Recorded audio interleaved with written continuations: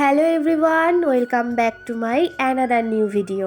আজ 24শে নভেম্বর সোমবার। আজ আমাদের পুতুসোনা মামা বাড়ি ছেড়ে নিজের বাড়ি ফিরবে। খুব মন খারাপ লাগছিল ওর জন্য, যদিও আমি যাব ওর সাথে। ওর জন্মের 4 দিন পর নার্সিং হোম থেকে সোজা আমাদের বাড়ি এসেছিল, আর সেদিন থেকেই এই প্রায় 3 মাস মতো ওর রাতের টেক কেয়ারটা আমিই করেছি। ওর সাথে সাথে রাত জাগা, ওর ডাইপার টাইমে চেঞ্জ করা, এমনকি তোলা দুধও ওকে খাইয়েছি। তাই যেন ওর প্রতি একটু বেশি মায়া লেগে গেছে আমার। যদিও ভাই বোনদের আমি একটু বেশিই ভালোবাসি, তারপরেও ওর প্রতি অনেক মায়া জমে গেছে আমার। যাই হোক, বাড়ির সবাই পাকা বুড়ির জন্য খুব কেঁদেছিল। কি আর করা যাবে, বাড়ি তো ফিরতেই হবে ওকে। তো আমরা লাঞ্চ সেরে রওনা দিলাম পিসির বাড়ির উদ্দেশ্যে। হ্যাঁ, পুরো রাস্তাটা মানির কোলে বসেই গিয়েছে বাড়িতে।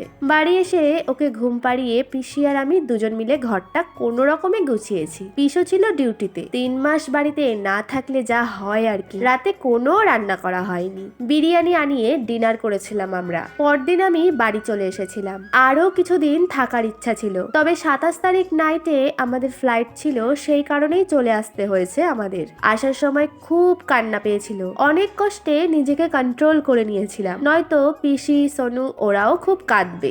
এমনিও পিসি আর সোনু কাঁদছিল। আজকের মতো এখানেই আমার মিনি ব্লগটা শেষ করছি। দেখা হচ্ছে পরের কোনো ভিডিওতে। ধন্যবাদ।